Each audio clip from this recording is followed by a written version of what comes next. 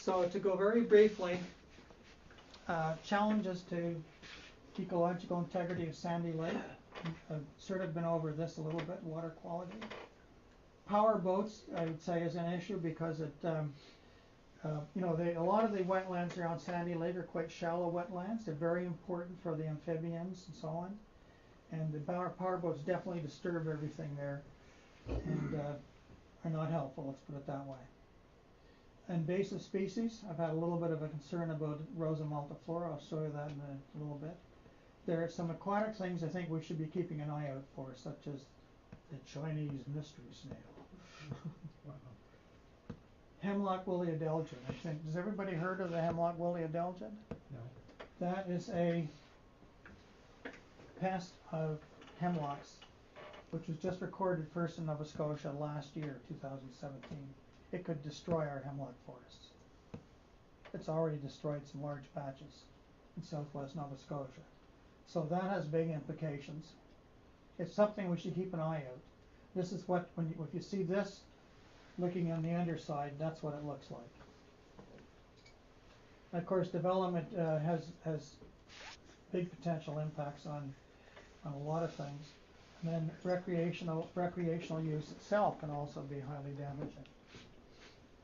And I want to kind of end on the recreation. Oh, this is just Rosa multiflora is things we haven't really been aware of.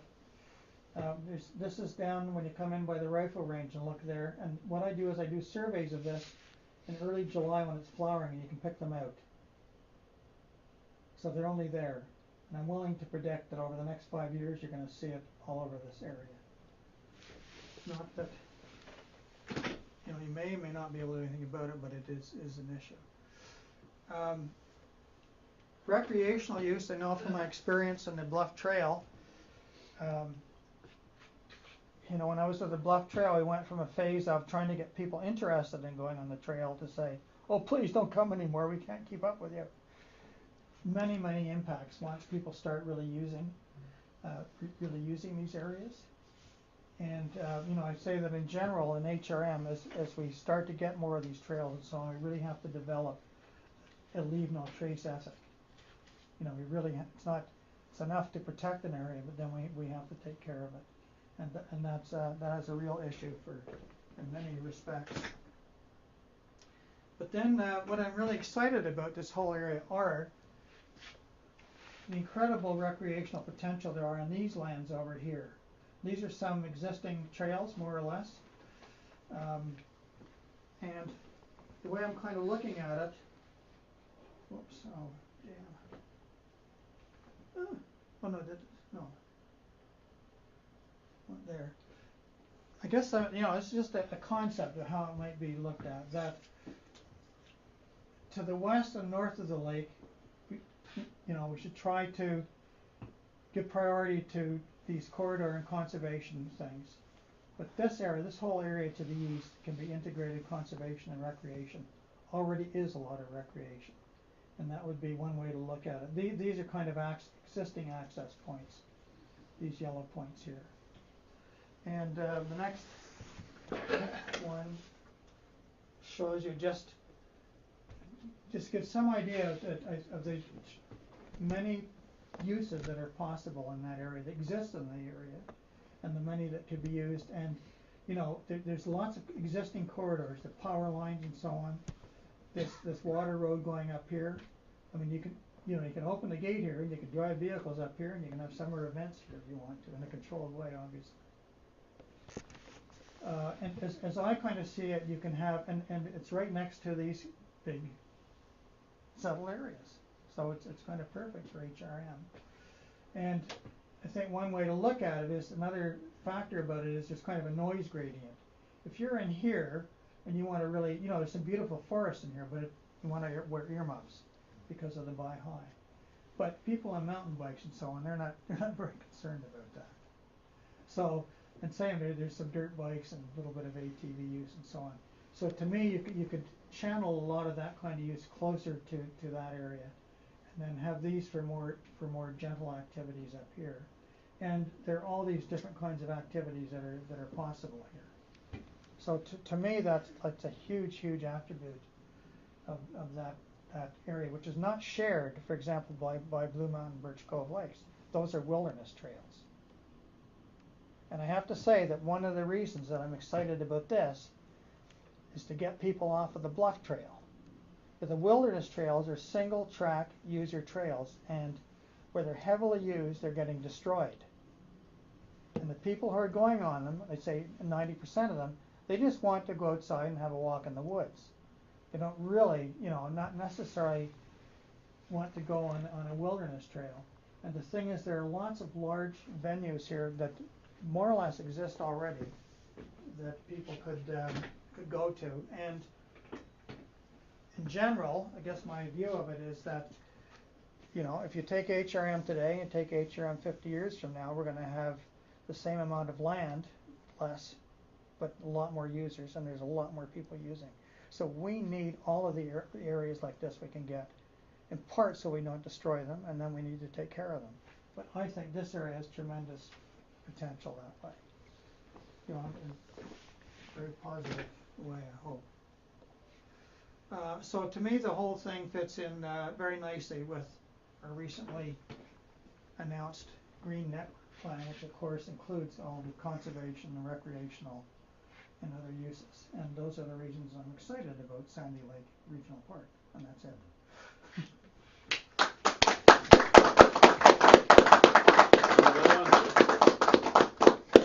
I'll ask the first question, then I'll turn it over to the floor.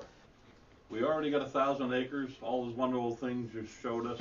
We got. Why do we need another 1,000 acres? You weren't listening, Walter? The reason is, no, it's a good question, because that's what people need to understand, because that's what they say. I think that's why Walter asked the question. I have no doubt that he's got the answer. The reason is that it's kind of fortuitous, the land that we do have protected there, we should definitely keep. But it does not protect, going back to some of those earlier slides, it does not protect the integrity of the Sandy Lake watercourse, because most of the surface waters are coming in on the western side, and that's where they want to slap up to 12,000 people. Yeah. And if they do that, that will destroy the integrity of that system. Well, there's a number of holders there. In a sense, it doesn't matter. I don't really look at it as a culprit. To me, it's a society choice. And then the other factor is this corridor function to the Chebucto Peninsula. I mean, this is a reality. You hear every day about how we're losing species and losing this and that. We still have a choice to not proceed as fast in that direction as we might otherwise, and that's a critical corridor area. So those would be my two main things, Walter. Okay, anyone? Yes. I think I have two questions. One, you showed the conductivity from 55, and was that 40? Yes. And now it's more than around 100. It's 170 more or less now. Depends on the time of year, of course. It's an enormous change. Yeah, but I think it's consistent in general what's happening overall with the Halifax Lakes. Yeah, these are the values up here. Yeah. And then all of them show this upward, because these are time courses. That's already changed incredibly from 55. Yes.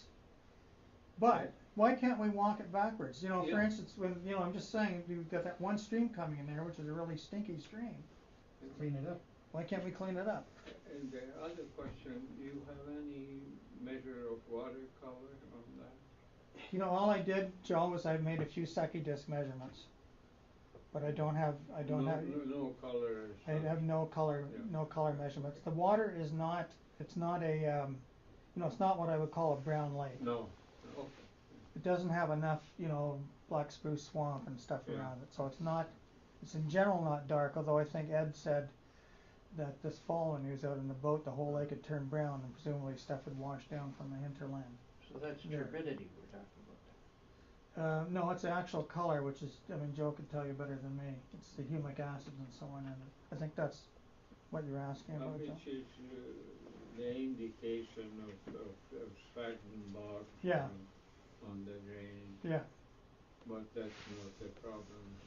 Yeah, there's not a lot of low-lying, swampy, acidic land around. Questions, anyone? One thing I'm willing to do, sort of taking this on as my role within the Sandy Lake Conservation, is if people want to organize a walk, I'm happy to take them. A surprising number, actually. It's just not well known, but there's a lot of use out there.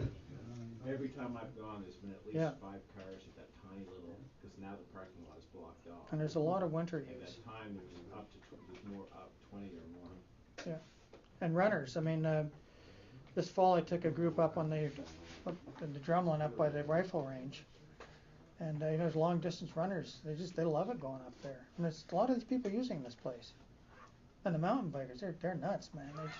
They're incredible. I mean, they take care of the place and so on, and they have their little area there, but they've got these amazing runs, which I guess are, you know, they're quite popular. They're pretty. So it's just, that's why, to me, it's really exciting, because there are all these possible uses. You can accommodate a lot of people. Needs management, obviously, but. Anyone else? No question. A small token of our appreciation. Oh my God. A famous Sackville River. I have two, Oh, they'll but I make some don't have a pictures. light one. Yeah. And I love Summer them. use, I wear summer them. I use. wear them everywhere.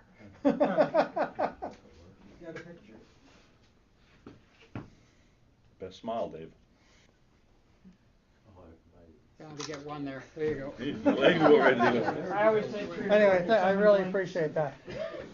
And Walter's one of my heroes, so. Uh-oh. Well, thank you all for coming. Sure.